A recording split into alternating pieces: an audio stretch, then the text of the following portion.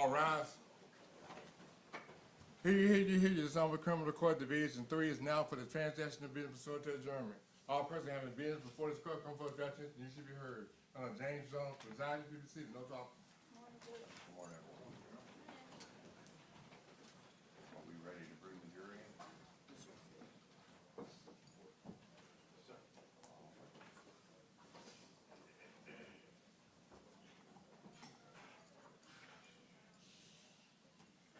The jurors are entering the courtroom, Your Honor.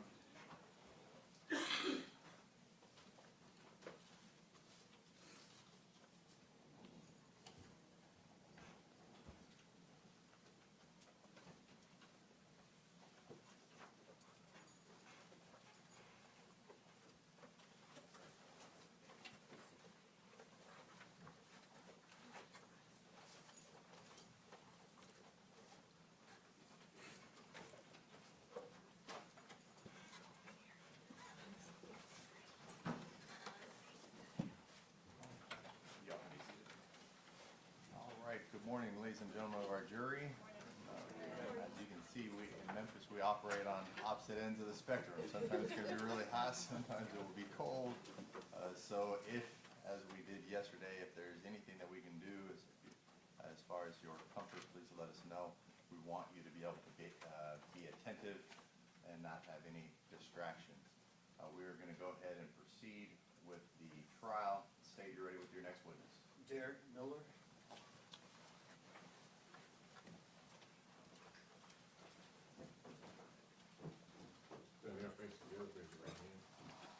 Sir, you solemnly swear or affirm that the testimony you give today will be the truth and nothing but the truth, so help you God? I do. All right, please have a seat, sir.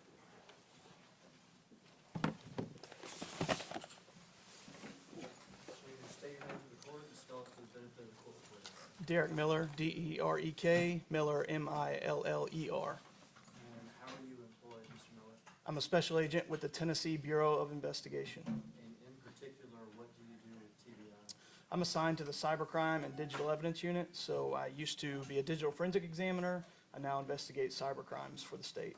What is a digital forensic examiner? A digital forensic examiner is somebody who is specially trained to extract data off of an electronic device, whether it be a cell phone, a USB drive, a computer, and forensically analyze that data in a manner that allows you to interpret it and see the data without changing it and manipulating it. What kind of training have you had to do that? I had my basic digital forensic training at the Federal Law Enforcement Training Center in Brunswick, Georgia. That includes extracting data appropriately and then analyzing the data you've extracted. I've also attended numerous courses, advanced courses on digital forensics, several different specific companies that make software tools, training for those tools as well. Have you had occasion to extract data from cell phones in particular? Yes, sir. Have you done that one time or many times? Many times. Describe to the jury how you do that. We have special tools that review the contents of the phone without changing or manipulating the data that's already on that phone. So we call that forensically examining, okay? All that means is we're getting what data we can from that phone based on that piece of technology, but we're not adding, deleting, or changing any of the data that was on that phone when we received it. Do you continue to receive updated education and training with regard to extracting information from cell Yes. phones? Have you had occasion to testify in court about cell phone extractions that you've done? Yes. Have you had occasion to testify more or more than once? Oh, many more times than once. Have you ever been tendered to the court as an expert in this digital examination? I have. Your Honor, I would tender Special Agent Miller as an expert in digital forensics. Any objection? No objection. All right, so tender. I want to call your attention to the case involving the death of Tyre Nichols. Were you asked in that case to do a forensic examination of defendant Haley's cell phone? Yes, I was. Before you were asked to do that, was your attention called to a certain poll cam video? It was. And in reviewing that video, well, let's watch that video, and you tell us the point of the video that you're interested in. Yes, sir.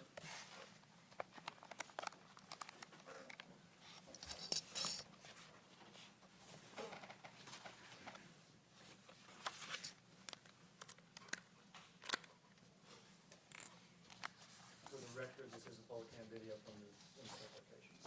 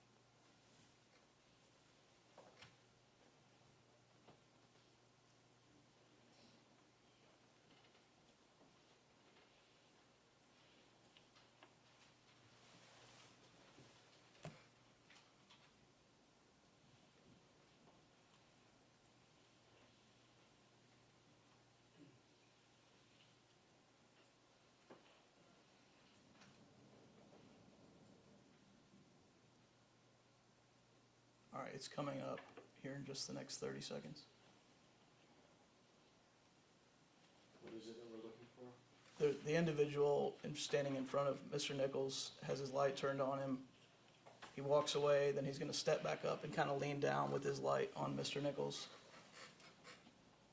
It looks like he's got a phone in his hand.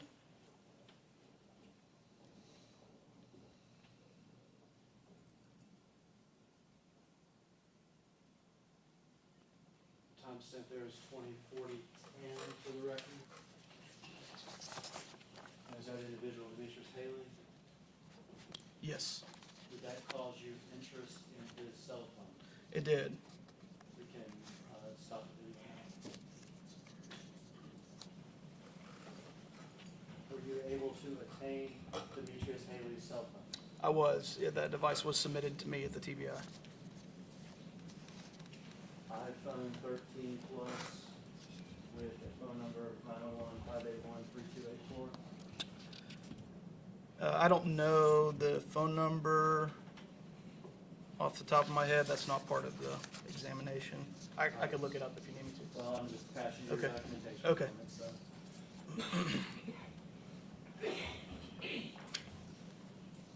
Yes, sir. Yeah, tell me what that is. This is a property receipt from Demetrius Haley to TBI Special Agent Kim Covington for an iPhone 13 Plus with a phone number 901-581-3284 or 94. If we could introduce that as state sex number exhibit counters, 2 pages. Any objection? No objection.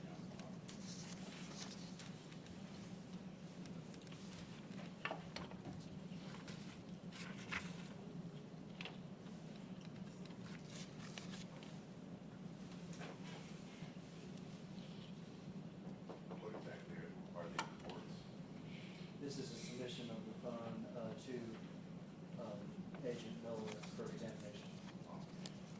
So the two TBI receipts with phone information marked as exhibit 17. Did you also obtain a consent to search from Mr. Haley with regard to this phone?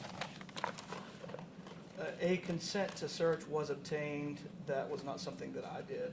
I passed you a document. Okay. I snuck it in on you here. I'm sorry.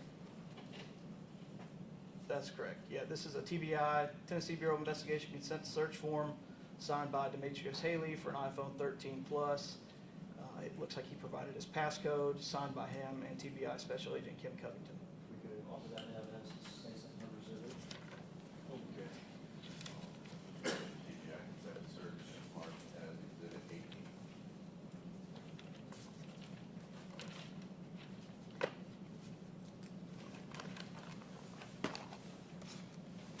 All right, tell us how you searched the phone and what you're looking for. For this device, we use what's called a gray key. It is a specialized tool that was invented to extract data in a forensic manner, as I described earlier, from Apple iPhones. In this case, we obtained what's called a full file system. If you think about data on your phone, everything that makes the phone work, everything you do on your phone, pictures, text messages, internet browsing, that's all stored in what we call the full file system, okay? Think of a filing cabinet full of all of your data on a phone. When you delete something, the phone figuratively takes that piece of paper out of the filing cabinet and shreds it, and it becomes two different places. The deleted is not accessible. The non-deleted is still in that full file system. And so we're able to extract everything that had not been deleted from the iPhone. Did you find anything in the iPhone from the timestamp that we saw around 2040? Yes, Around 8:40 that evening? I did. I found one Apple Live photo. If you're familiar with Apple phones, they take a picture and a video at the same time and mush them together, and it allows the viewer to see a couple seconds before and after they actually press the button. So one live photo taken at 8:40 and 8 seconds on January 7th. Let me pass you this photograph and ask you if you recognize it. This is the photo taken at 8:40:08. Was it taken by Defendant Haley's cell phone? It was taken by a phone that matches the make and model of his phone. Did you find it during the examination? of the Yes. phone? We'd offer that in the evidence that states that summary exhibit. No objection. Right, so the photo from Haley's phone, that's exhibit 19.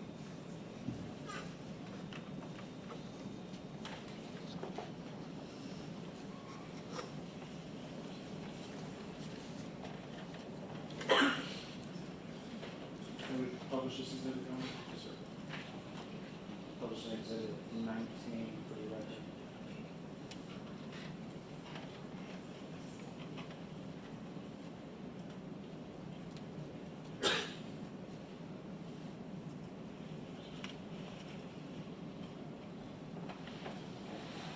Where in defendant Haley's phone is this picture found?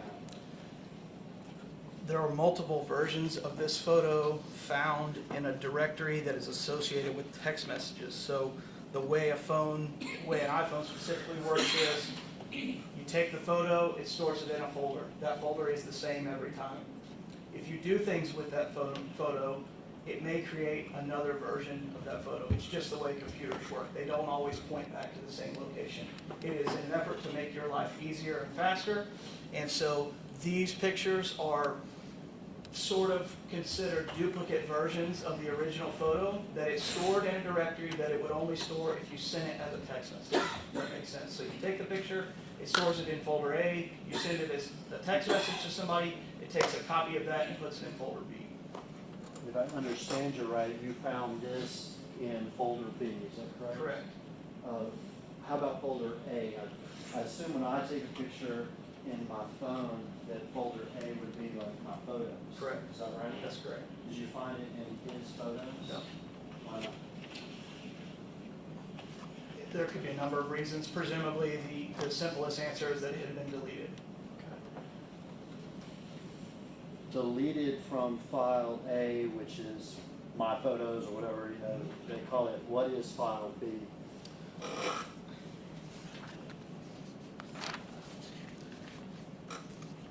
File B is, it's called SMS.db. It's a database of everything about text messages. SMS stands for short message service. It's old technology. When you used to send a text message of literally just text, it was called an SMS, a short message service.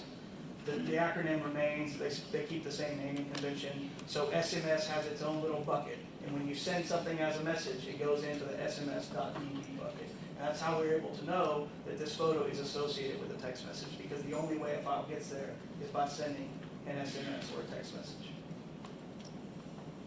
Take the photo, it goes to my photos, but I deleted it out of my photos, but I've sent it in a text message. You can still find that photo in your Correct. phone, it sounds like. Is that correct? That's correct. And when you find that photo in my phone, does it still have what I'm going to call it the metadata from the phone? Correct. From the picture? Yes. And when you found this picture in Lieutenant Haley's phone, does it still have the metadata associated with it? It does. And does it reflect the time that it was taken? It does. And what does it reflect? 8:40 and 8 seconds on January 7th, 2023, 8:40 p.m. Okay, so consistent with the video that we just watched. Correct. Was there evidence in the phone that, I guess you've already testified to it, that Mr. Haley shared the photo or sent the photo to other people? Yes. Is there evidence in the phone how many times he shared the photo with other people and when? Based on the number of files in the SMS.db directory, the folder B, as I mentioned earlier, it appears that the photo was shared at least 11 times, although we found conversation with 8 individuals about that photo. Shared up to 11 times, is that correct? Correct. But it says you found 8 people. Correct. In what time period is this photo shared? The first message relative to the photo is at 8:43 p.m. on January 7th, 2023. Okay, so that would be about two or 3 minutes after it's taken. Correct. How about, you said there, some of these shares have associated text messages. Yes. I'm not gonna ask you about those associated text messages, so I don't want you reading Okay. those. But if you can tell me when each share occurred, I appreciate that. The first share, using your words, the first time that there's a conversation about the photo is at 8:43 p.m. That is a message with two individuals. The next message would be at 9 p.m. The next one also at 9 p.m.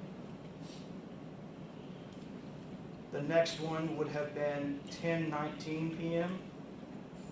Excuse me, 10:50 p.m. The next one 10:51. The next one 11:07 p.m. That's it.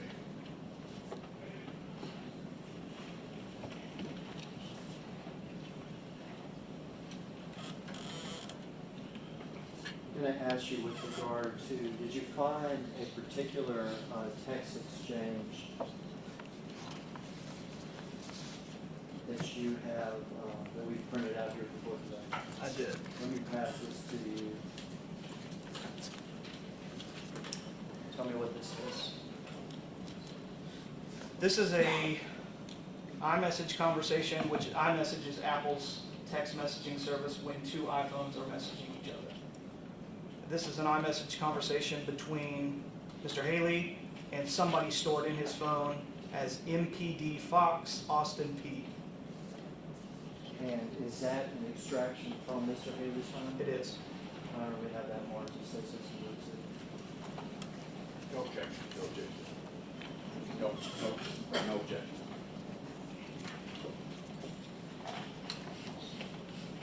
So the two-page text thread as exhibit one.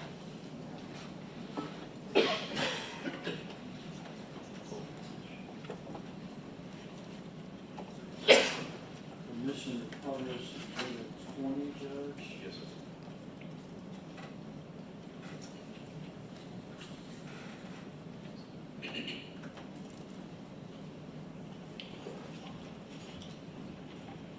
All right, tell us what we're looking up here. The top part is just information about the conversation. So in total, what you see the display names, local user is Mr. Haley's phone. MPD Fox Austin P is the other person in the conversation. You see number of participants is 2. The number of messages, 87, is how many messages exist in total between these two people. It's not worried about how many that you're about to see. It's 87 total if we looked at everything those two people have ever done. The first message between them was November 16, 2022, and the last message, January 8th, 2023. So the very first time they texted with each other about whatever, obviously Right. nothing had to do with this, Correct. would have been November the 16th of 2022. That's correct. These messages we're looking at here are from January 8th of 2023. Correct. And is 6:05 p.m. correct? or No, did it would be adjust? 12:05 UTC time. It's 6 hours ahead of Central Time. So this would be at noon, essentially 12:05 p.m. Noon on January 8th. So the incident with Mr. Nichols happened on 1/7 at approximately 8:30-ish, and this is the next day at noon. Correct. What's the brief first sentence? Yes, the first bubble there, MPD Fox Austin P. This is meant to represent, the view of your phone. MPD Fox Austin P sends Mr. Haley a message that says, "Who beat dude up last night?" So gray in this iMessage conversation is Miss MPD Fox Austin P. Blue represents Mr. Haley's phone. So he says, "Who beat dude up last night?" Mr. Haley's phone responds, "Us." So that's incoming, who beat dude up last night? Correct. And then a response from Mr. Haley's phone that says us. Correct. You can read the rest. MPD Fox Austin P says they relieved some folks. FR, that is my interpretation of that, means for real. Mr. Haley's phone says, "Yeah, 6 of us." MPD Fox Austin P says, "Damn, I don't understand why though." Mr. Haley's phone says, "I guess it's just procedure." IDK, meaning I don't know. MPD Fox Austin P says, "Shit stupid, keep y'all head up, Brody. The city needs y'all. FR, again, for real, for real." Mr. Haley's phone says, "Appreciate it, bro." You're pretty good at the text lingo. I've got to Google that stuff sometimes. I'll get an FR, I have to go and see what it is. Any further questions? No further questions, sir.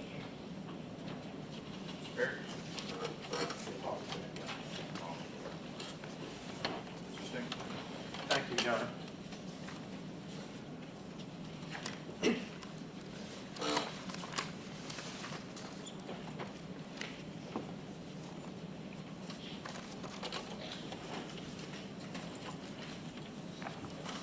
Good morning. Morning, sir. Agent Miller, That's fine. Yes, sir. do you need a moment? to Nope. straighten stuff out? Nope, yes, sir. Mike Stengel, I represent Demetrius Haley.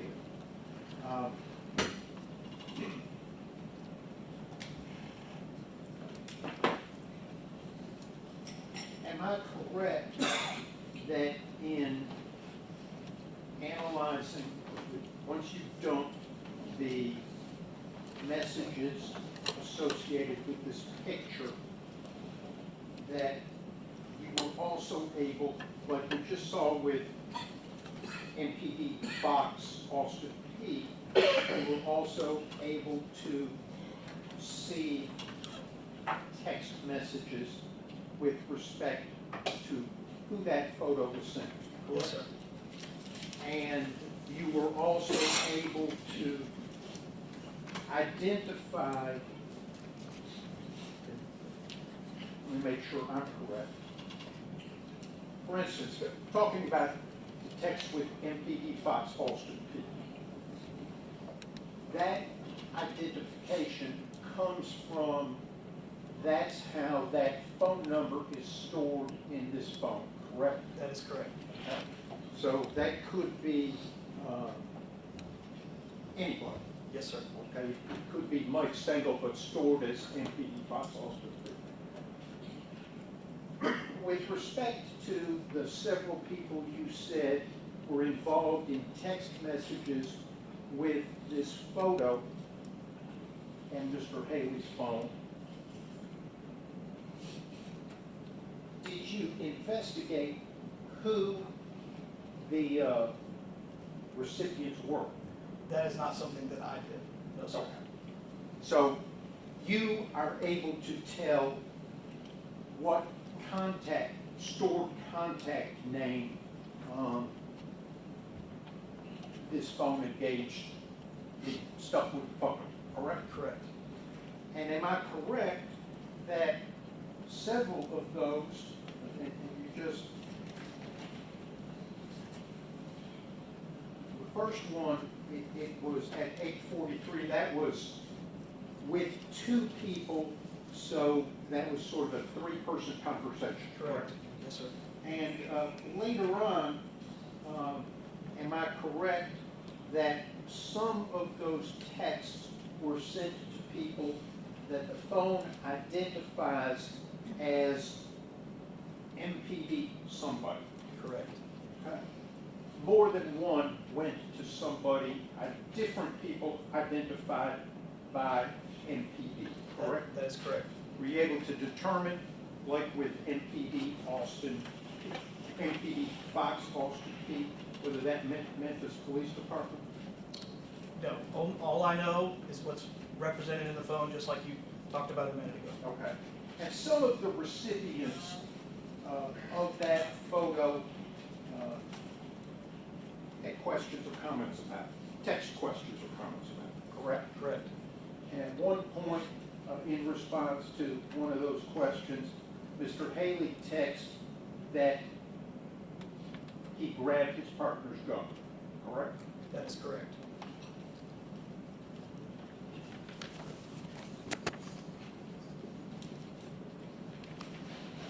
In addition to forensic examination of Mr. Haley's phone, in connection with this case, you also examined at least two other phones, correct? That is correct.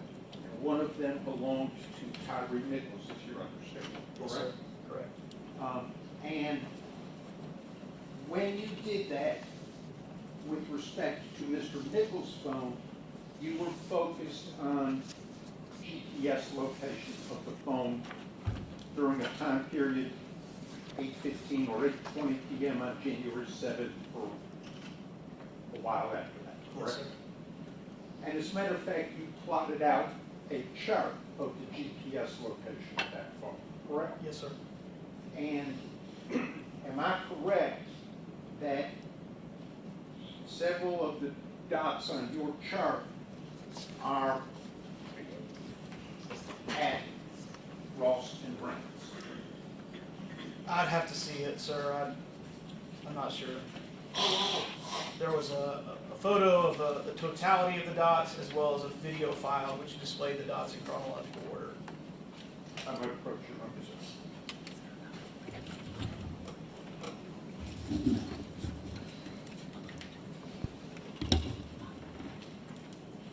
Yes, You sir. recognize Yes, sir. that as a copy of part of your work product, Yes, sir. and that's from your forensic examination of Tyre Nichols' phone related to this case. That's correct. Your Honor, I'd ask that be marked as the next number of exhibit. No objection, Judge. No objection. All right, we'll show the report on Mr. Nichols' phone as exhibit 21.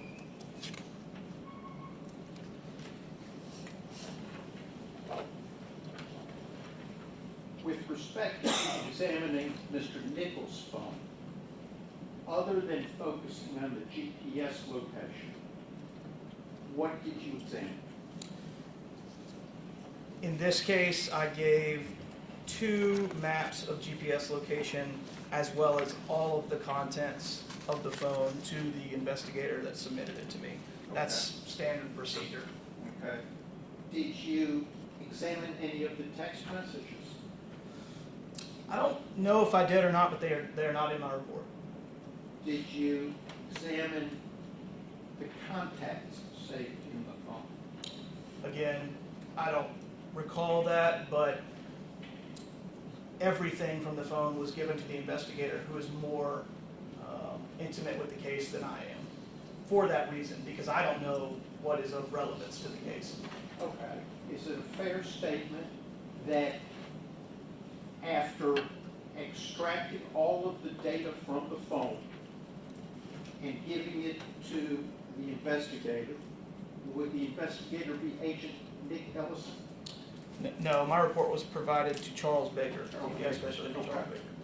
Baker. So you gave the contents extracted from Tyre Nichols' phone to Agent Charles Becker, correct? Correct. You prepared these 2 reports of GPS location, correct? That is correct. And those were given to him. Correct. You didn't prepare any other reports? Correct. No reports on contact names, emails, text messages, social media, anything like that? That is correct. Online purchases or anything? That's correct. I'm going to have a moment with my client, Your Honor.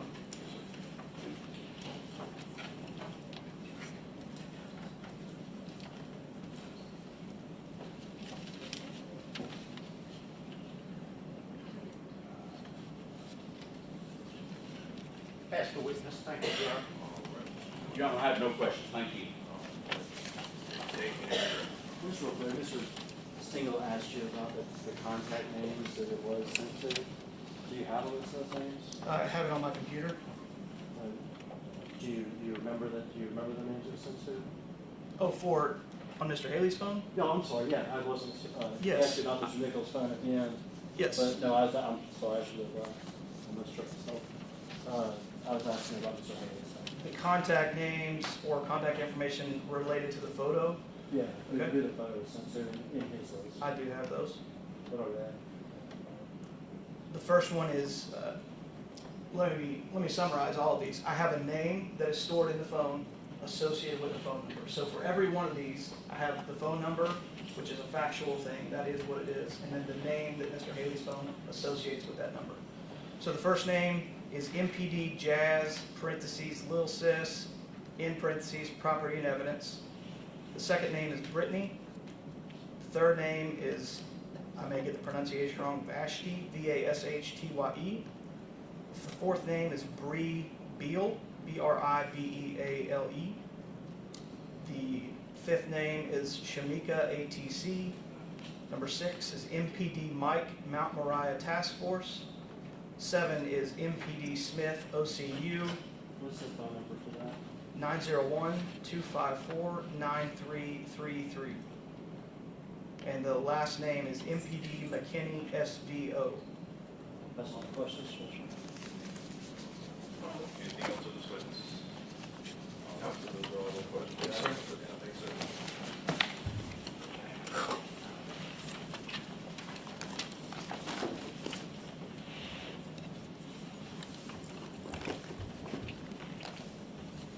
Thank you all.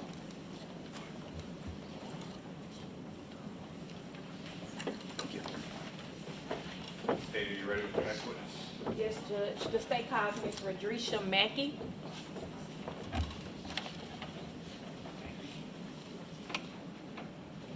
Ms. Mackey, will you step this way, please?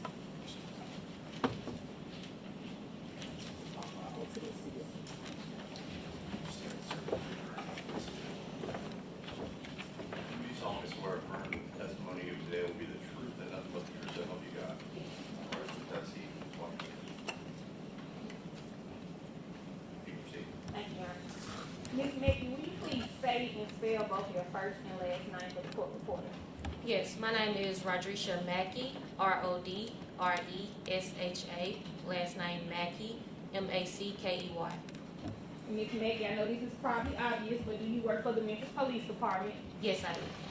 And as part of your job working with the Memphis Police Department, do you maintain and preserve records? Yes, Will one of those records be an oath of office? yes. Can you tell this jury what an oath of office is? It's when the officer make a promise to perform their duties. And when is that oath administered?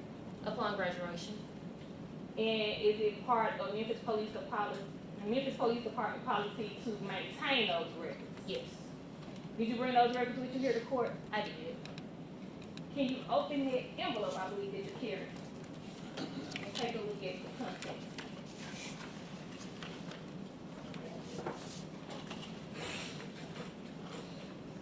Yes, this is the oath of office. Can you tell us who those oaths of office are for? To Darius Bean, Emmett Martin III, Demetrius Haley, Justin Smith, and Desmond Mills Jr. Your Honor, at this time, I would ask that Ms. Rodriguez Mackey be tendered as a keeper of records for those documents and acts that they be added as the next number exhibit. All right, first, as far as any objection to being the keeper of the records?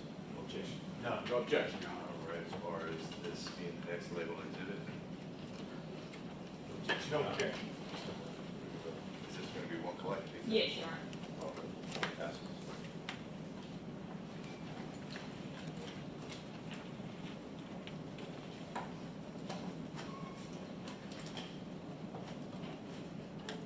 We'll show 5-page oath of office as exhibit 22. Your Honor, permission to publish the oath of office to the jury by having it read aloud. Thank you. Memphis Police Department oath of office, last name Bean, first name Tredarius. Section 133, basic recruit. I do solemnly swear that I will support the Constitution of the United States, the Constitution of the State of Tennessee, the laws and ordinances of this city, and that I will faithfully comport myself while in office. So help me God. Signed by Mr. Tredarius Bean on the 14th of January, 2021. First name Emmett, last name Martin, section 125, same language. I do solemnly swear that I will support the Constitution of the United States and the Constitution of the State of Tennessee, the laws and ordinances of the city, and that I will faithfully comport myself while in office. So help me God. Signed by Mr. Emmett Martin. Demetrius Haley, basic recruit 133, same language. I do solemnly swear that I will support the Constitution of the United States and the Constitution of the State of Tennessee, the laws and ordinances of this city, and that I will faithfully comport myself while in office, so help me God. Signed by Defendant Haley. First name Justin, last name Smith. I do solemnly swear that I will support the Constitution of the United States and the Constitution of the State of Tennessee, the laws and ordinances of this city, and that I will faithfully comport myself while in office. So help me God. Signed by Defendant Justin Smith. Last name Nichols, first name Desmond. I do solemnly swear that I will support the Constitution of the United States, the Constitution of the State of Tennessee, the laws and ordinances of this city, and that I will faithfully comport myself while in office, so help me God. Signed by Defendant Desmond Nichols. Ms. Megan, with those have been in oath of office that every officer takes upon graduation. Yes, sir. This time I pass the meeting. No questions, John. No questions. No questions, John. Thank you.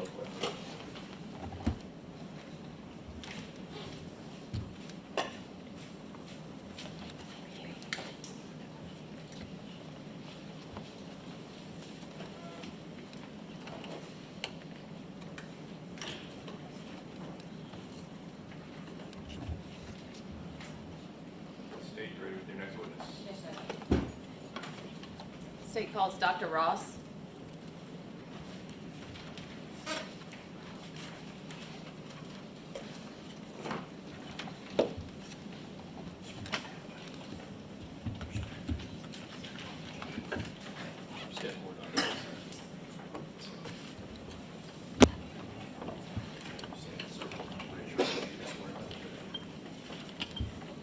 Sir, do you solemnly swear or affirm that the testimony you give today will be the truth, the whole truth, so help you God? I do.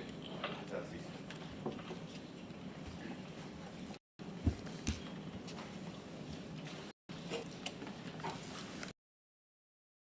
Dr. Ross, will you state and spell your first and last name for the jury, please? Marco, M-A-R-C-O, Ross, R-O-S-S, Dr. Ross, where are you employed? at the West Tennessee Regional Forensic Center How long have you been there? since March of 2007, What is your current title or position? Chief Medical Examiner and Forensic Pathologist. How long have you held that position? I've been the Chief Medical Examiner for approximately 3 years now, as Forensic Pathologist since I started there, What are your duties as the chief medical examiner? to oversee the operations of the West Tennessee Regional Forensic Center and to direct the activities of staff pathologists. Can you tell the jury a little bit about your educational background before becoming the chief medical examiner? I received my medical degree from Tulane University in 1985. I then completed a residency in general surgery at the University of South Carolina in 91, and then served as a surgeon in the U.S. Navy from 91 to 95. Following that, I completed a residency in anatomic and clinical pathology at the University of Vermont in 1999, and a forensic pathology fellowship at the University of North Carolina in 2000. Following that, I served as a medical examiner in Phoenix, Arizona for 2.5 years, then Spokane, Washington for 4.5 years before coming to Memphis. And as part of your duties, are you a member of any professional societies, or do you have any certifications or licenses along with your position? I'm currently licensed to practice medicine in the state of Tennessee, and I am board certified in anatomic and clinical pathology, as well as forensic pathology, and hold memberships in the National Association of Medical Examiners and the American Academy of Forensic Sciences. Dr. Ross, can you tell the jury a little bit, as a medical examiner, what do you do on a day-to-day basis? What are your actual job duties? We are responsible for evaluating those deaths that occur either due to unnatural means or are sudden and unexpected deaths, or deaths that occur without the attendance of a physician. Do you perform autopsies? Yes. And tell the jury a little bit about how you go about doing that. When we perform an autopsy, that is an examination of the body, both the outer surfaces and internal structures of the body. We start by examining the outer surfaces and removing clothing, looking at skin surfaces, looking for evidence of disease and injury. Then we proceed with an internal examination, which means making incisions in the chest, abdomen, and head in order to examine the internal structures, organs, and tissues of the body, also looking for evidence of disease and injury. Dr. Ross, in your career as a forensic pathologist, approximately how many autopsies would you say you have performed? I'm on the order of about 5,000 autopsies at this point in my career. And in the course of your duties as a medical examiner, have you had occasion to testify in court? Yes, I have. Have you testified here in these state courts? Yes, I have. Have you testified in this court in particular? Yes, I have. Have you testified also in federal courts? Yes, I have. Your Honor, at this time, I would tender Dr. Ross as an expert in forensic pathology. Any objection? No objection. No objections, Mr. Smith. Thank you, Judge. Can you tell the jury, you just described what an autopsy is and what you do. When you go about performing an autopsy, do you have occasion sometimes to review additional records? Maybe if the patient transferred to you from a hospital, on occasion would you look at hospital records? Yes. Would you look at ambulance run reports if that was available? Yes. And does that information come to your office, or is that something you have to request additionally? We usually have to request it on occasion if it comes by other means, but usually we actually request it from those sources. And you describe for the jury generally what an autopsy is.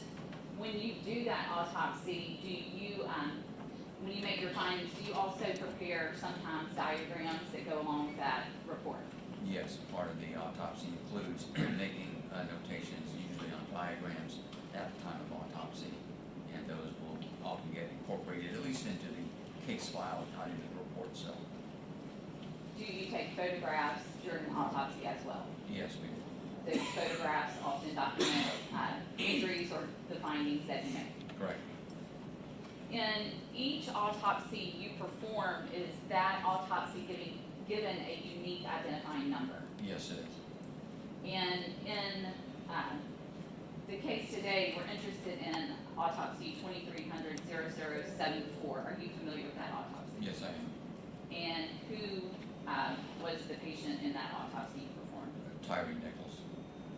And in this particular case, did you prepare that full report we've just been discussing? Yes. Do you recall, as we just mentioned in the case of Tyre Nichols, did you have occasion to review additional hospital records? Yes, it is. I want to pass you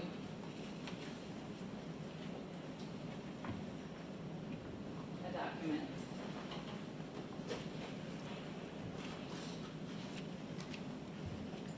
And Dr. Ross, if you'll pull it through that and tell me if you recognize what that is.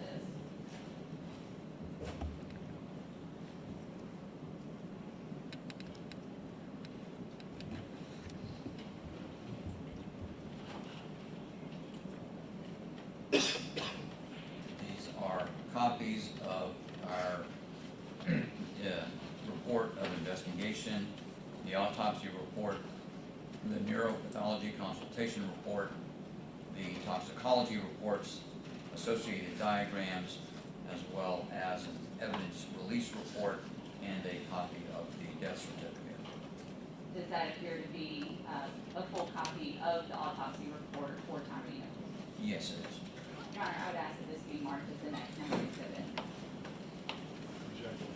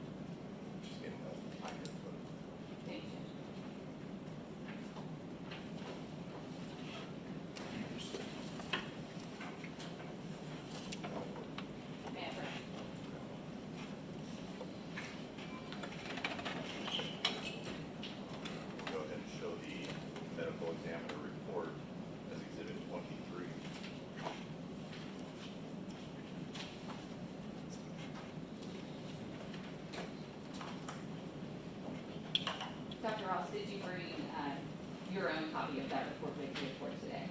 Yes, I did. When was this autopsy performed?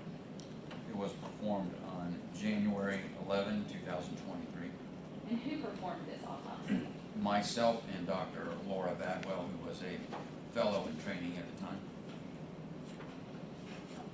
I'm gonna pass you a photograph.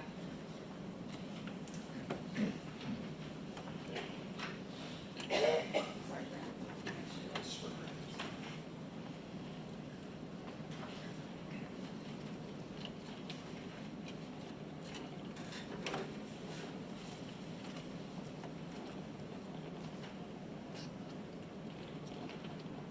Dr. Ross, do you recognize this photograph? Yes, I do. What is pictured here? It's a photograph of the face of the deceased Tyre Nichols taken at the time of autopsy. Does it also have that specific autopsy number that you mentioned earlier? Yes, it does. And does every photograph that's taken during the autopsy have that identifying number in it? Yes, it does. Your Honor, I've asked this to be marked as the next exhibit. Any objection? Objection. We'll show the photo of Mr. Nichols' face on autopsy as exhibit 24. Your Honor, permission to publish? Yes.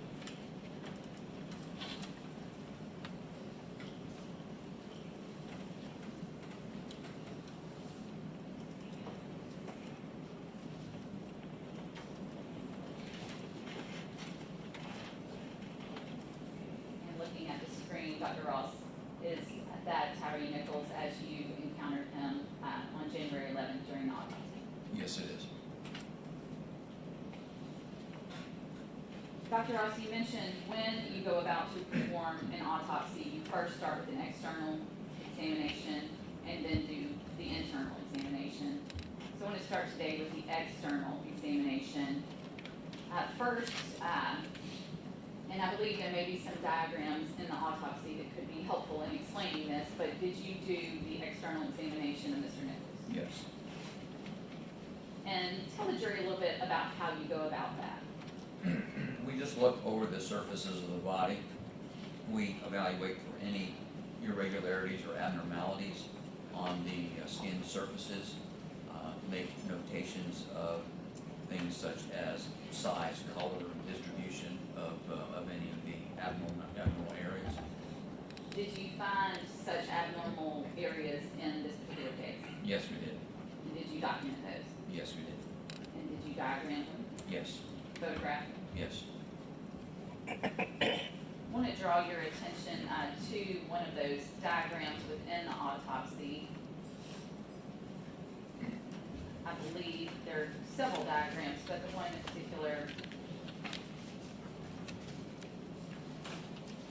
that's labeled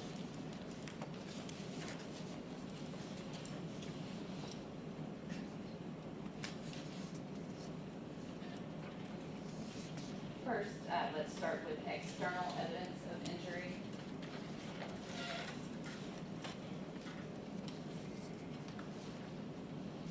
Yes. And Your Honor, this is part of the autopsy that's been admitted. I'm asked permission to publish that diagram so the jury can follow along. And if I could also pass Dr. Ross a laser pointer in case it may be useful. It sure works. Wasn't working yesterday. And Dr. Ross, we may need to test that that's, I think we have to point it at the screen to see if it's working.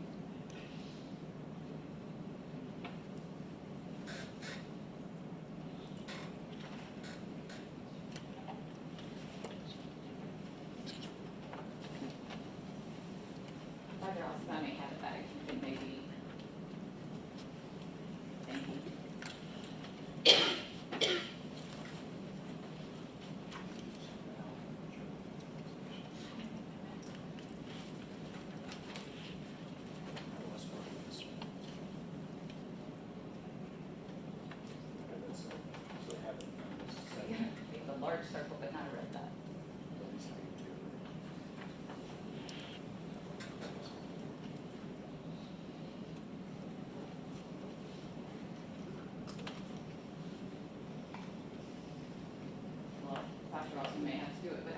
there's your pointer.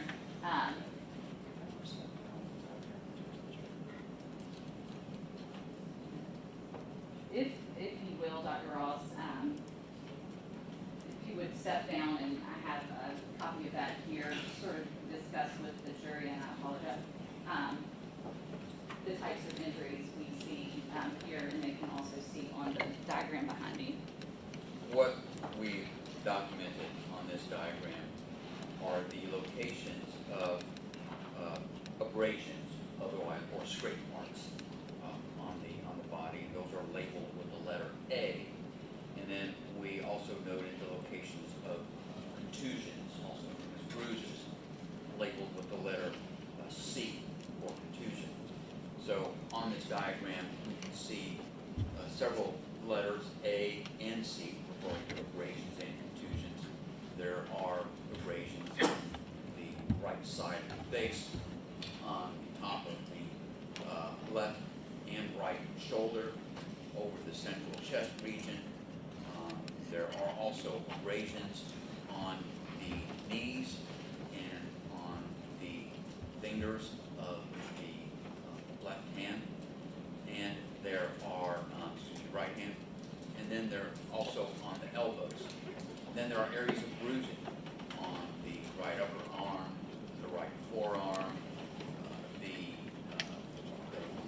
right hip and abdomen region, and also on the left lower leg and on the left side of the neck.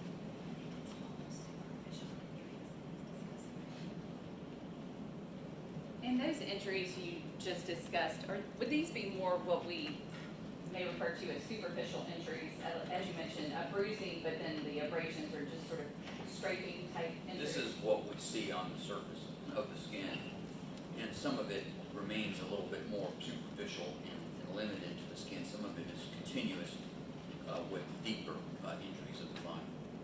And is that something that you can then learn more about as you do your internal examination? Correct.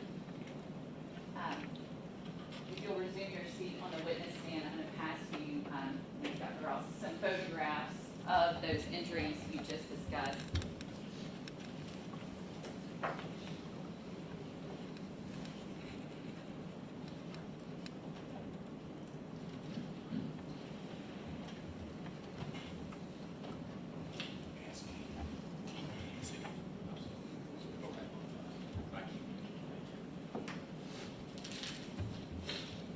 Your Honor, if I may pass all of these and then we'll admit it collectively, if it may just be easier. Dr. Ross, the first photograph, can you tell me what you see there? This is a photograph of the right side of the face, showing an area of scrape mark and a little bit of bruising on the right temple region of the face. Thank you. Can you describe the next photograph? The next one is a photograph showing the lips been lifted up so that we can see that there is a broken tooth. The right medial or middle incisor has been broken. The next photograph shows an abrasion on the left elbow. The next photograph shows abrasions on the right knee. The next photograph also shows abrasions to the right knee, just a little bit more, not as close up as the previous photograph. The next photograph shows an abrasion on the left knee. And the next photograph shows abrasions on the some of the knuckles of the right hand. And the next photograph shows abrasions on the top of the right shoulder. And the next photograph shows an abrasion on the left shoulder. And the photographs that you just looked at, are those photographs consistent with the injuries you just discussed in the diagram? Yes, they are. Your Honor, I would ask that these photographs be marked as an collective exhibit? All they asked is to give them the nine, I think it's the nine sequential numbers, the way he read it, just for the sake of the record. And 1 through 9, I don't mind it being as a cumulative exhibit, but it should be, it's not sequential. Well, if there is going to be a cumulative exhibit, there's not going to be a sub number for each of these. It will just be one part of the exhibit. And so if someone's going to reference it, you'll just need to reference exactly what the picture is. So we will 9 photos will show this as a collective exhibit, exhibit 25, the autopsy. Thank you, Judge.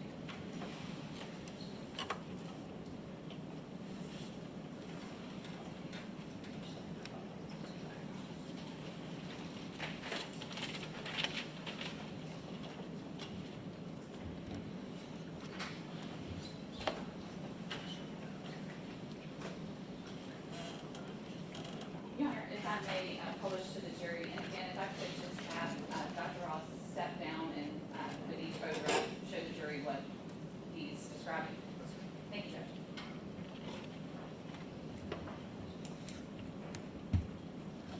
This is a photograph of the right side of the face.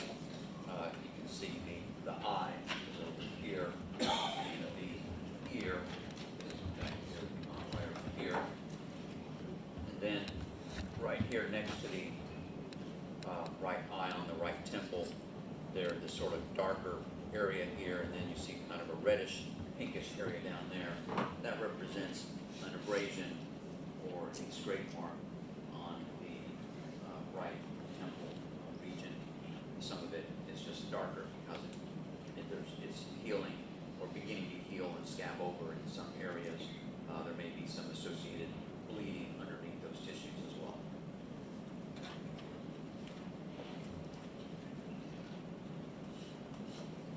This is a photograph where we have lifted up the upper lip to show that the tooth on the right side, the incisor tooth, has been broken. You can see that the one on the left side is intact, the one on the right side is a broken tooth.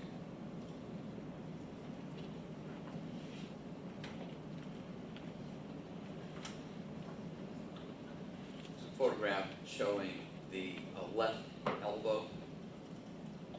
Right, and there is an abrasion or a scrape mark on the left elbow. That reddish, pinkish lesion is a scrape mark.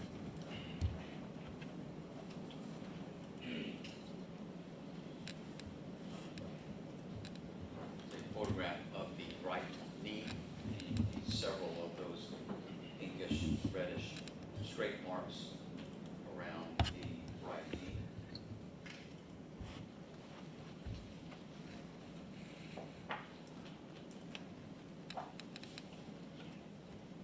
Another photograph of the same injury, just taken further back so you can see it relative to the rest of the leg above and below the knee area.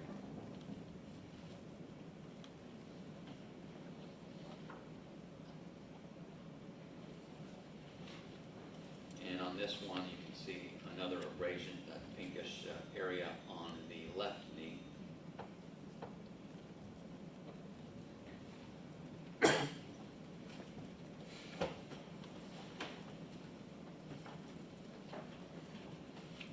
And these are some scrape marks on the back or knuckle area of the right hand.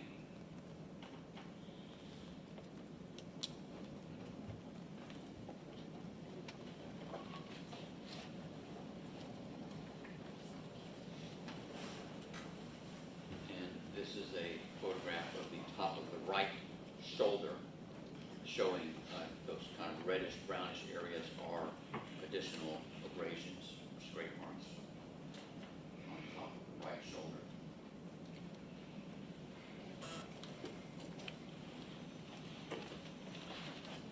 And this is on top of the left shoulder, showing another area of abrasion, that reddish brown area is abrasion.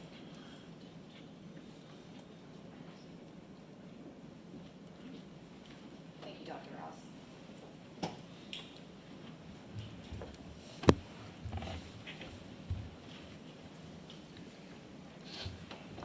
I'm going to draw your attention to another diagram in your autopsy report labeled injuries at the top. If I could pass you, I know you have your report as well. Copy.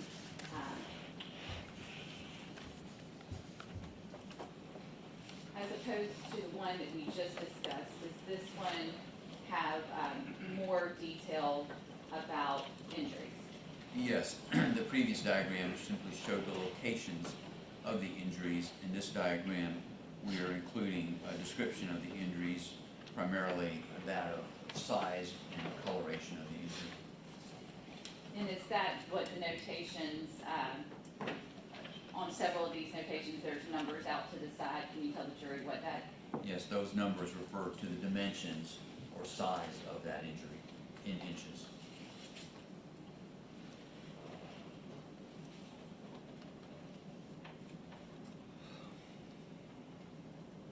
I want to ask you about one thing in the autopsy report. It says that it says that Mr. Nichols was 73 inches tall and weighed 209 pounds. Correct.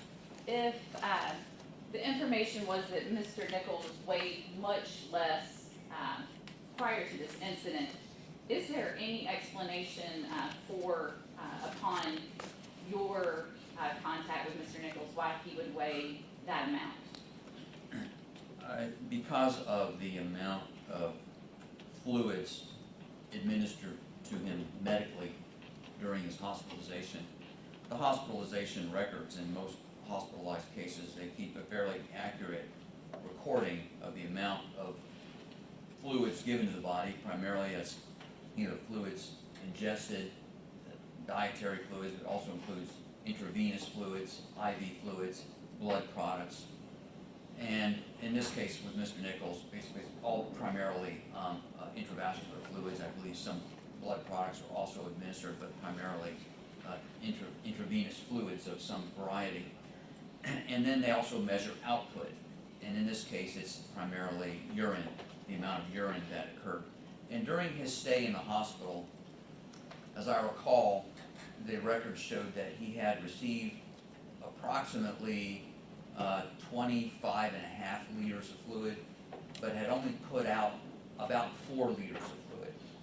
So he's got an excess of 20.5 liters of fluid in his body. So that's how much more fluid is retained by his body that was not excreted by the body. And that amount comes out to about 5.7 gallons, if I remember right.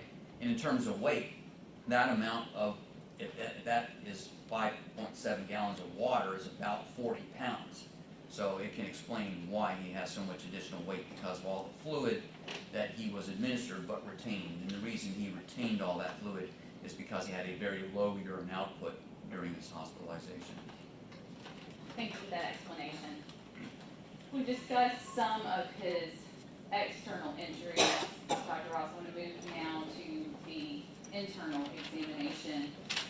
I want to focus primarily on what your findings were regarding the examination of the head and neck area. Yes.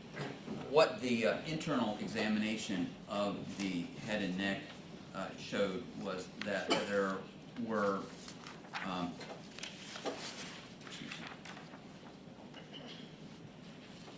there were some injuries of the what we call subscapular and subgaleal tissues.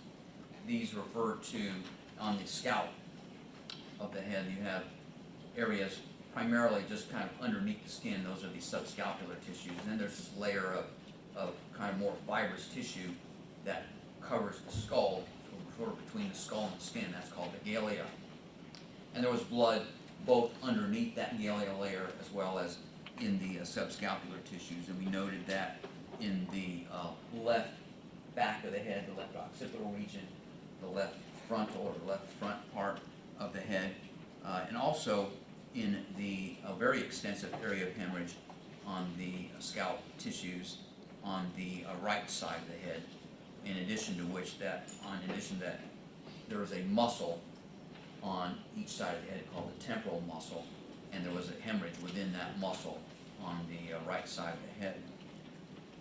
We then proceeded with an internal examination of the head, and looking at the brain, saw that there were areas of some contusion or bruising on the brain surfaces towards the front, sort of the left side, what we call the left temporal cortex, and then when we did examinations by making sections in the brain, we could see that there were injuries and hemorrhages inside the brain tissue, the most significant of which was a large area of tearing of the brain tissue on the left side of the brain that extended from near the surface of the brain on the outer left side and towards the front, and extending into the deeper structures of the brain on the left side, and a lot of hemorrhage associated with this actual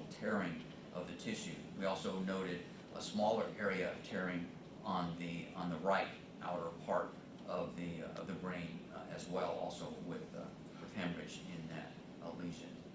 Then, as part of the examination of this, we also microscopically looked at the brain tissue and could see that in addition to these areas of hemorrhage that were occurring relating to the contusions or bruising on the surface of the brain, as well as the tearing of tissues on the more internal parts of the brain, we could see what is known as axonal injury. The axons are parts of the brain cells. The brain cells themselves or nerve cells are composed of a body of the cell, the main part of the cell being located in the brain, but then there are axons, which are these long processes that extend from the main part of the cell of a nerve and connect with other cells, other nerves, and down even into the spinal cord.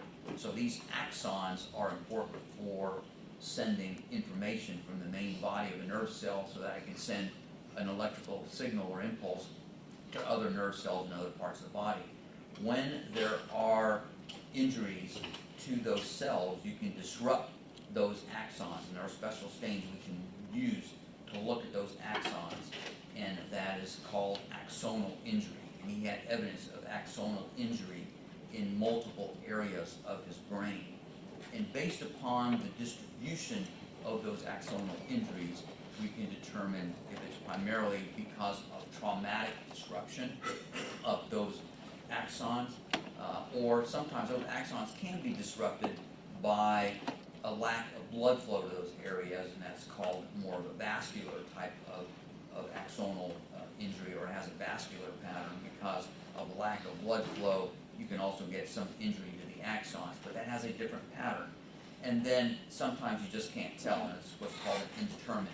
There were some areas of indeterminate pattern, but there were multiple areas of clear traumatic pattern of axonal injury, indicating that these axons had been disrupted because of the shear effect of traumatic forces being applied to the brain. You talked about the axonal injuries. When you discussed the hemorrhaging, but also the tears within the brain, I think in your report it's referred to as torsional injury. It's a type of torsional injury. It's evidence of a torsional injury, which would mean to indicate that the brain itself is not entirely fixed within the head. It can shift because the brain is surrounded by a layer of fluid called cerebrospinal fluid, which allows the ability of the brain to shift around a little bit independently of your movement of the skull. But if your skull or head is forced to move in a manner very rapidly, the brain may have difficulty sort of catching up with that. And when it does, you get different forces that twist on that brain, and that actually tears on the brain tissue, and that's what's called torsional injury. In your experience, Dr. Ross, when have you most commonly seen these types of torsional injuries where you have the twisting and the tearing of the brain within the skull? Most commonly, in my experience, I've usually seen those kinds of injuries, like in car accidents, for example, or people falling off of a height of some sort. Can you explain to the jury why that would happen in a car accident? Again, it's the power of the forces that's involved with the impact on the head, and a lot would have to do with the positioning of the head and where the motor vehicle might impact and how restrained an individual is and whether or not the head itself may impact or not with other parts of the vehicle or independently because of the forces of a motor vehicle. After you completed the initial autopsy portion, and I mean the actual examination of external and internal organs of Mr. Nichols as you described, was there some additional work that had to be done to make these determinations of the brain injuries? Well, I mean, when we looked at the brain ourselves, we did also consult with a neuropathologist, Dr. Walker, in New York, and she looked over our case as well, looked at all of the photographs that we took of the case, as well as we sent her all of the microscopic slides that we had performed on this case. We sent to her for her interpretation. Did you also, after completing the autopsy and conferring with the neuropathologist, did you view the video, any video in this case? Yes. And was that what we refer to as a skycop video or pole cam video? Yes, I believe so. Your Honor, if I may show that video to Dr. Ross now. Dr.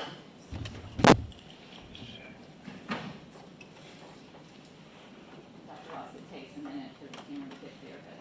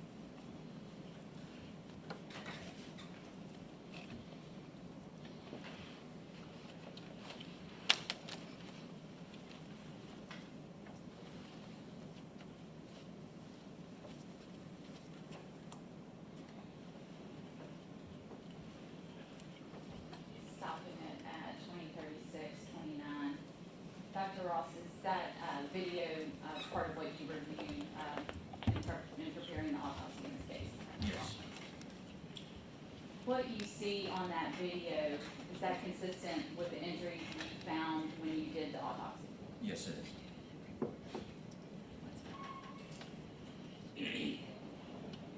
I want to talk a little bit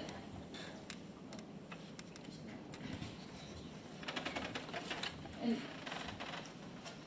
starting with the external injuries we discussed.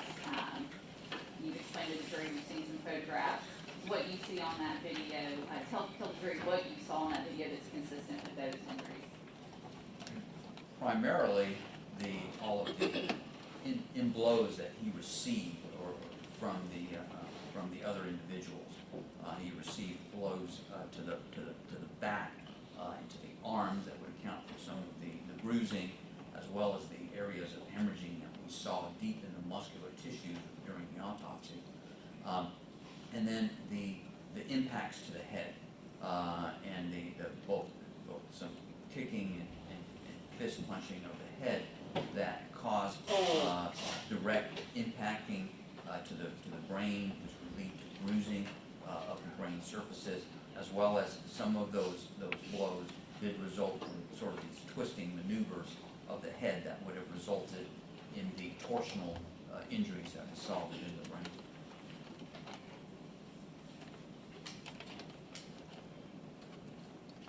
Explain for the jury a little bit, we see that video, and I don't know in your review if you stopped there, did you watch the entire video?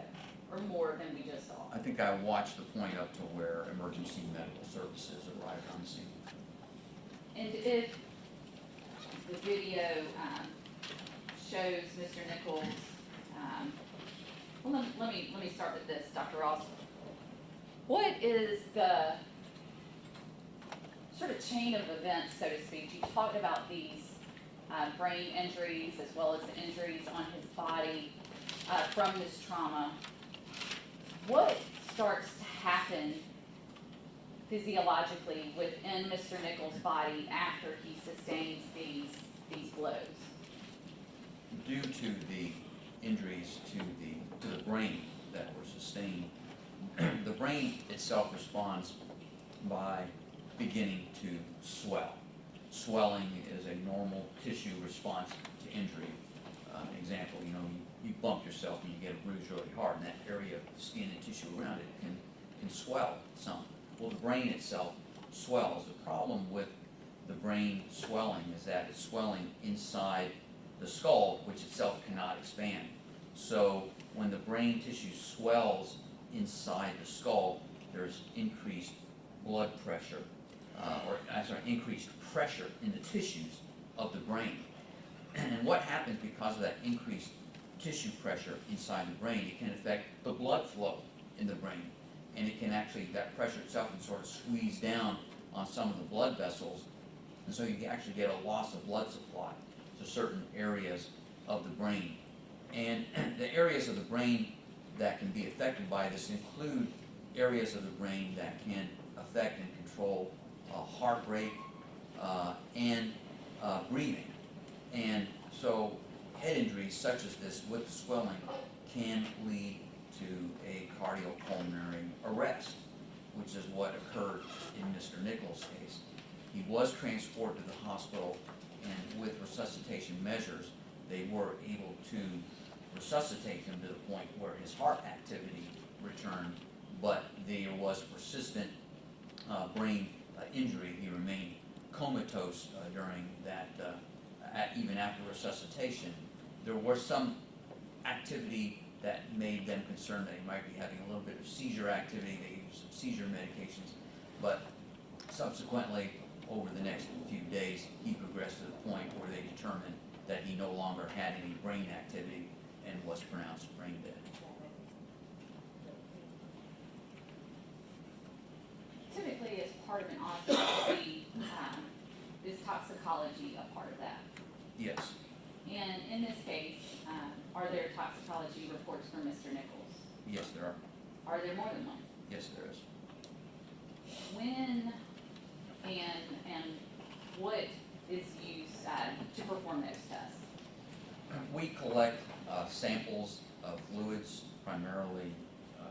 urine if it's available, blood, and even vitreous fluid, which is a type of fluid from the eye, and we will send those to an outside laboratory for analysis. In addition, in a case such as this, or anybody who's been in the hospital, we try to also collect some samples near or around the time of hospital admission, also for testing if needed.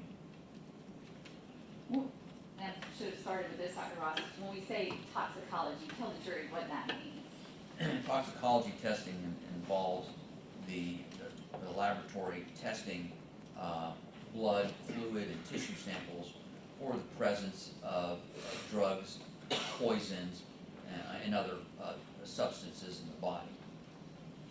What, if any, substances did Mr. Nichols test positive for? The toxicology results revealed that there was ethanol that was detected, or alcohol, also caffeine, nicotine, naloxone, also known as Narcan, which had been administered by EMS, lorazepam, which is a benzodiazepine Valium type drug, and levetiracetam, which is an anti-seizure drug. Both of those drugs were administered in the hospital because of concerns about possible seizure activity as a result of the brain injury. The testing also revealed the presence of cannabinoids or marijuana products, to include delta-9 carboxy THC, which is a breakdown product, and also delta-9 THC, which is the active ingredient of marijuana. Thank you, Dr. Ross. I want to go now to what were specifically, we've talked about a lot of these, but per the autopsy report, what specifically were the pathological diagnoses in this case for Mr. Nichols? The pathological diagnoses included blunt force injuries of the head and neck, which in that category included multiple cortical contusions, that is, contusions or bruising on the surface of the brain, as well as rotational or torsional injury of the brain manifested by the hemorrhagic tears and the axonal injury of the brain. Also cerebral edema or swelling of the brain, and acute hypoxic ischemic changes of the brain, meaning the lack of oxygenation of certain areas of the brain, the swelling of the brain. That's what hypoxic ischemic refers to. The subscapular and subgaleal hemorrhages of the scalp, and abrasions and contusions on the face and scalp. In addition, there were blunt force injuries of the torso of the body, which included abrasions and contusions, as previously discussed, and some intramuscular hemorrhages of the chest and the back. There were also blunt force injuries of the extremities, again with multiple abrasions and contusions, and areas of diffuse intramuscular hemorrhages of the extremities. There was also the typical sequelae that we see after an individual who has had a cardiac arrest and then is resuscitated, depending upon how long there has been a loss of blood flow to certain organs and structures. You can see the result of some type of organ damage from that. And in this case, there was hepatic necrosis, meaning within the liver there were areas of necrosis or damage to the liver tissue that had resulted from a lack of blood flow during to the liver during the cardiac arrest. In addition, there was pulmonary edema or excess fluid in the lungs, which can have multiple causes, including a resuscitation phenomenon after cardiac arrest. I'm going to pause you there and take your attention back to an open-ended question regarding the toxicology. You mentioned a number of substances, some of them the jury obviously familiar with, caffeine, nicotine, alcohol. What was Mr. Nichols' alcohol level? The alcohol level that we measured in a blood sample collected shortly after admission was 49 milligrams per deciliter, which is a 0.049 on the breathalyzer scale. 0.049. When was that sample taken? That was a sample that was collected at 11 p.m.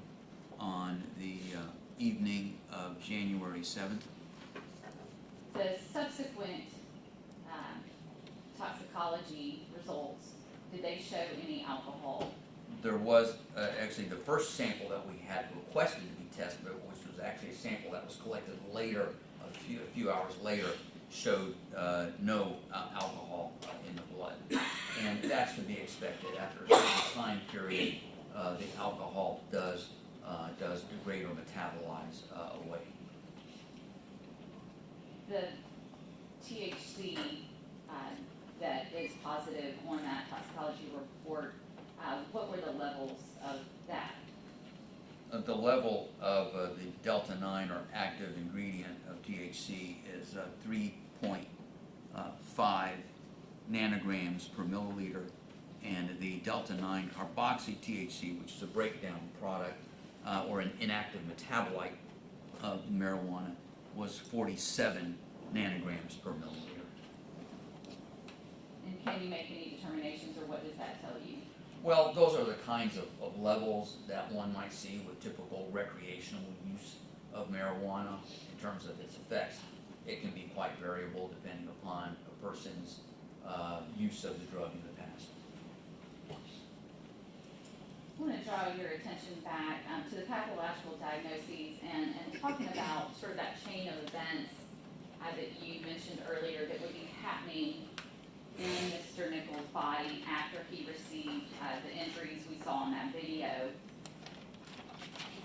And you mentioned that he did have a cardiac arrest on the scene. How quickly do all of those, that chain of events start happening after injuries of this nature? Well, with the injury to the brain, it can be quite variable from individual to individual depending upon the degree of initial injury to the brain, excuse me, and how much that can affect the areas that particularly may have some impact on respiration or breathing and cardiac activity. So there's a lot of variables that go into how quickly brain injury can result in cardiac arrest. In some cases, it can be virtually instantaneous. In other cases, it may take hours to get to that point.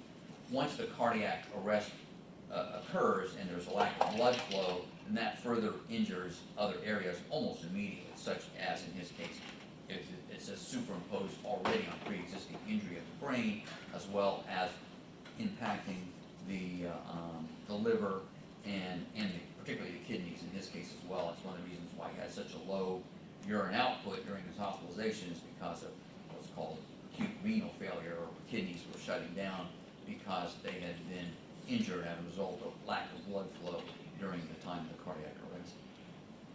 And so because we do know that he went into cardiac arrest on the scene, we do sort of have a timeline for what happened to Mr. Nichols. And then, as you mentioned, the next thing that starts to happen within the body is organ failure. Is that fair to say? Correct.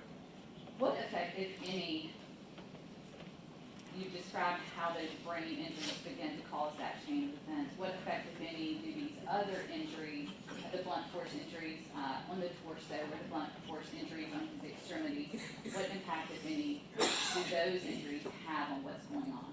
Well, there are two impacts. Number one, there's hemorrhage into those tissues, so it's basically an effective loss of blood volume from what would normally be circulating and providing adequate oxygenation to his other tissues. In addition to that, when there's injury to muscular tissues, you get breakdown of that muscle tissue. It's called rhabdomyolysis, which releases a number of factors from the muscular tissues into the bloodstream. And those eventually get filtered out by the kidney, and that can be another factor that also contributes to kidney shutdown or renal failure when these substances that are kind of leaked out of the muscular tissues get into the kidney. Dr. Ross, based on your findings in this autopsy report, ultimately, what was the cause of death? The cause of death was certified as blunt force injuries of the head. What was the manner of death? The manner of death was certified as a homicide. One moment, please, Your Honor. Yes, sir. I'll pass the witness.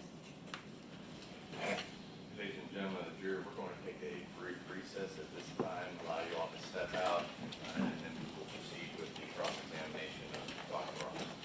We'll go ahead and excuse the jury at this time.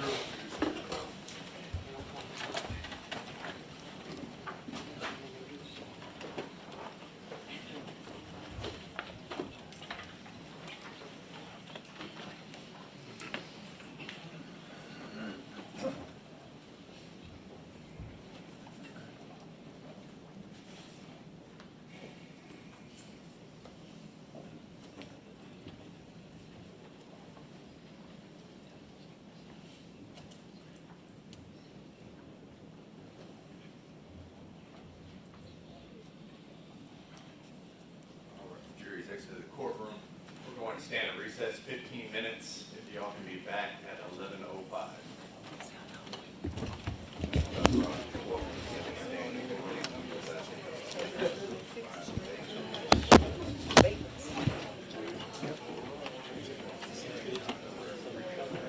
Court to recess, 11:05.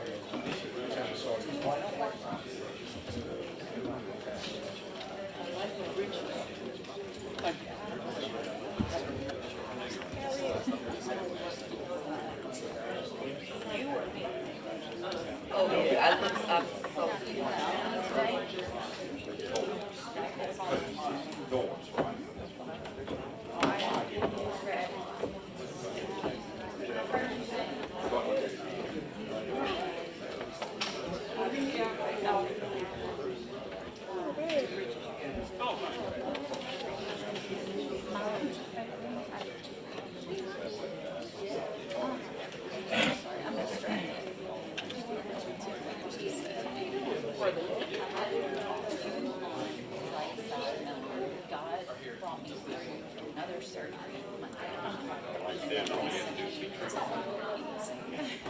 It's not God.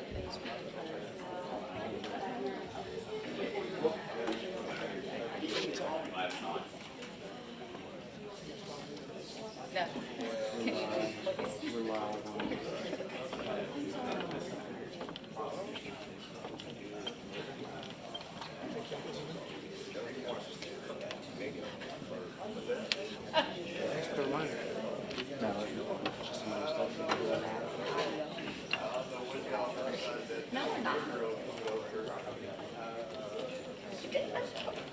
Oh, my goodness.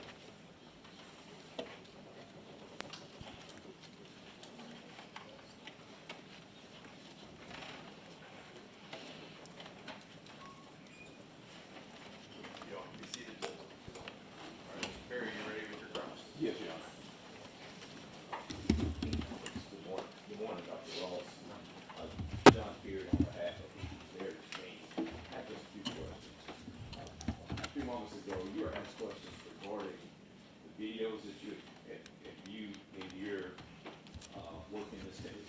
Yes. And did you only look at the Skycam video, or did you look at body worn cameras? Just the Skype. And also you were asked questions regarding, or you gave testimony regarding testing that's done when a person enters the hospital, correct, for substances. And can you tell me again how that testing occurred? Well, the testing is done on blood that we collect at autopsy and blood that is provided to us by the hospital after an individual dies. The hospital itself, I don't believe did any drug testing, although they may have, I'm not aware of it. But the testing that we did, we collect those samples and we send them to a laboratory in Pennsylvania called National Medical Services. And they're the ones who actually do the testing. The testing that you all performed, did you test for a substance called psilocybin? Yes, that's included in the panel of drugs that we asked them to test for. And that was tested based off of the sample that you received? Both samples we collected at autopsy as well as samples that we received from the hospital. And what was the earliest sample time that you would have received? The sample of blood that we received a blood sample at, that was labeled as being 9:37 on January 7th, 9:37 p.m. that is. Another blood sample labeled at 11:02 p.m., also on January 7th. A urine sample from 11:02 on January 7th, and another blood sample from 2 o'clock in the morning on January 8th. Those were the samples that we received from the hospital. And can you tell the jury which of those samples was tested for psilocybin?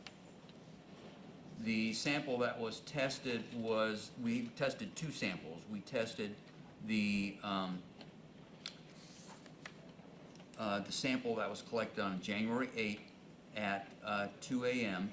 And we also tested the urine that was collected on January 7th at 11:02 p.m. And based off of your knowledge, psilocybin is a faster dissipating sample, in other words, than THC, correct? It might be. I honestly don't know the answer to that question, but even if it's cleared more rapidly from the blood, it should have been present in the urine. And the urine would have been 3 hours later.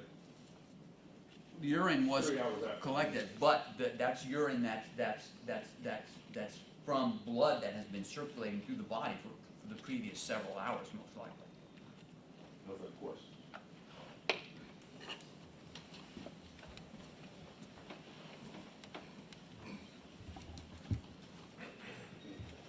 Dr. Ross, I want to ask you some questions about what I believe is Exhibit 25.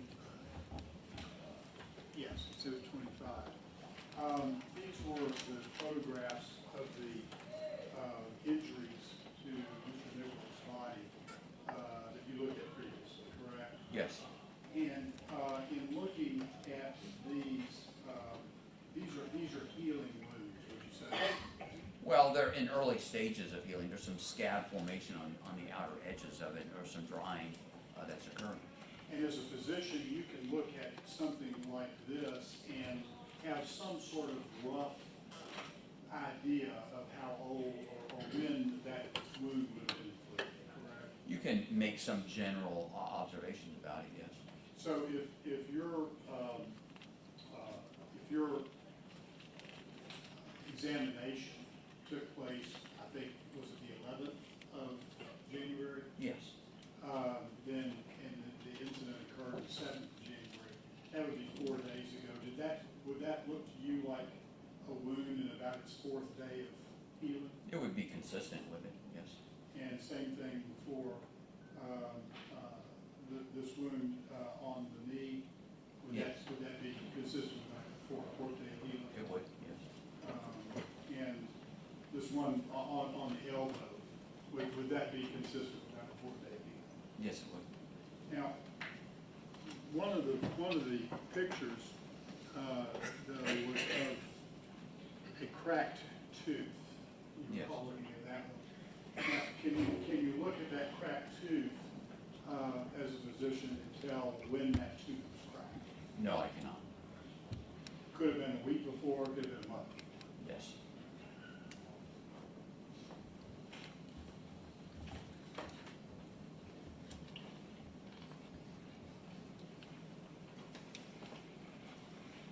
Now, my guess is, if I ask you what the cause of death was in this case, your answer would be homicide, correct?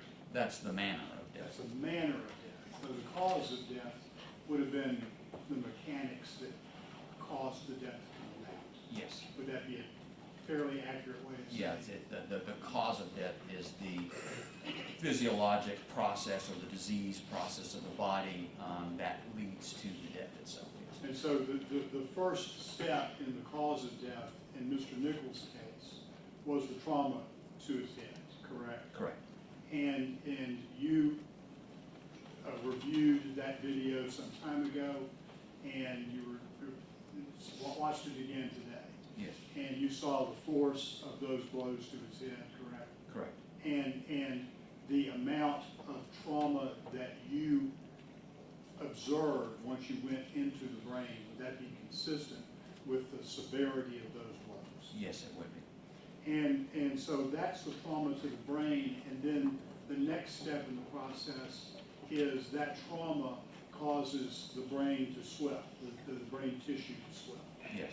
And then what happens is the swelling cuts off or restricts, if you will, the blood flow. Yes, there's restriction of blood flow to some areas of the brain because of swelling. And the important part about the restriction of the blood flow is the blood contains oxygen, Yes. correct? And oxygen is what these various organs of the body need in order to survive, correct? Correct. And so what you had was a lack of oxygen, and then that caused organ after organ to fail, correct? Correct. And the only cause of the death was the blows to the brain, is that correct? Correct. I believe that's all the questions I Yes. Dr. Ross, you know, you and I talked this morning, and you told me, I think quite emphatically, you leave issues of toxicology to the toxicologist. Remember I asked you some questions Generally today? speaking, that's true. But then I heard testimony about toxicology, so I thought I'd follow up with you. Sure. Now, when it comes to the blood and urine drawn by the hospital, I believe that's St. Francis Hospital, is that right? That's correct. That'd be the emergency room department, right? Either emergency room or the ICU or wherever he was at the time. St. Francis, wasn't it? Yes. And it was not part of a criminal investigation, it was part of giving treatment to this patient that came in, is that right? Correct. And so the blood and urine drawn was just for purposes of them to analyze it and provide medical treatment, correct? That is correct. And that was on January 7th. Yes. Then, after Mr. Nichols unfortunately passed away, which I think is on the 10th, the law enforcement then sought from the medical provider any blood or urine that they might have left over for medical treatment. Is that a fair statement? I don't know if law enforcement did. I know that we requested, our office did, but I don't know if law enforcement did. Look in your file there and see what date you requested blood and urine.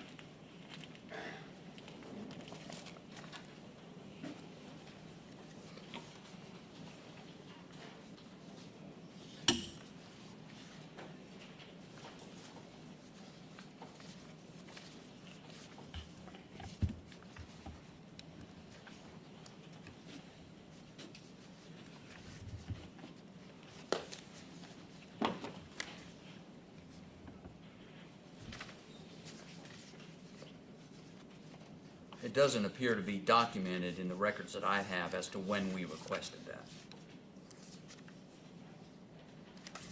So what does that tell us?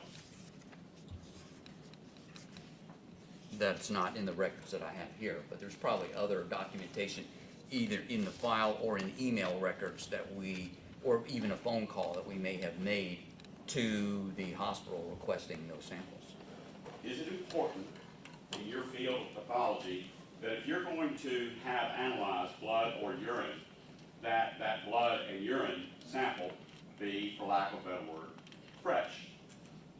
As long as it's refrigerated, Well, I don't want to split hairs with you. It has to be preserved, is that right? yes, Just like my loaf of bread needs to be preserved, right? correct. Because what happens if it's not preserved? It can begin to break down, And degrade. yes. And the analysis of it, or the levels of different things in there, would dissipate, is that right? Depends on the drugs that are being tested for. And in this case, you have nothing that you're prepared to come and testify in court today, whether or not the hospital preserved that blood or urine, do you? I don't know the conditions under which the hospital stored those samples, that is correct. And if they're not law enforcement, they would not be preserving it for you, they're trying to treat the patient, right? They are trying to treat the patient, correct. Then, on January 11th, I believe the record will reflect, the TBI inventoried Mr. Nichols's car. You don't know about that, but that's already been in the record. We can assume that you did not test blood and urine for what Mr. Perry asked you about, psilocybin. We didn't specifically request that, but what we requested was called an expanded panel. And the expanded panel that the laboratory runs includes psilocybin. And now you're getting to the point I was going to ask. The expanded panel wasn't asked for by your office. The expanded panel that would search for psilocybin was not asked for until after the inventory of the Tyre Nichols car, which occurred on January 11th. Your Honor, may we approach?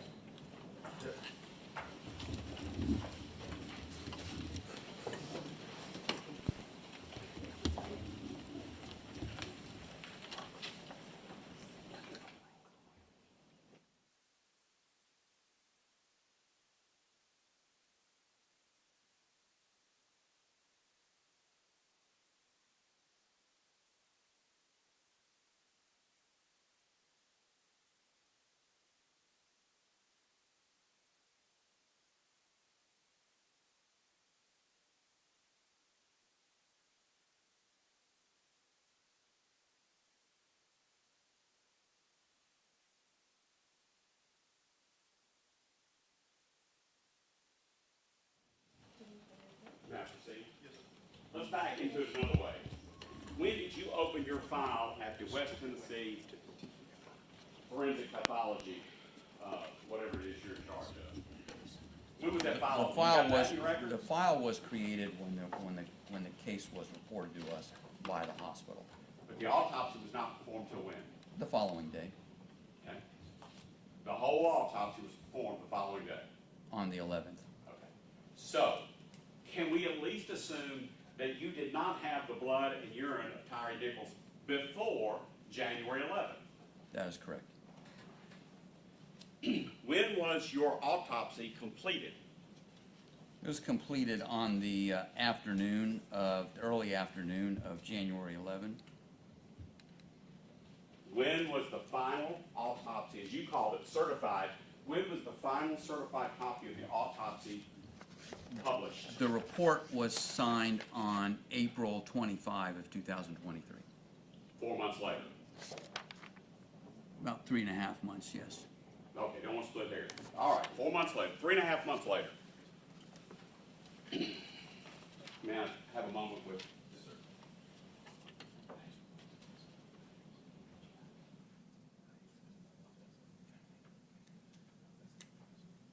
I don't have anything further, Your Honor. All right, redirect. Briefly, Your Honor.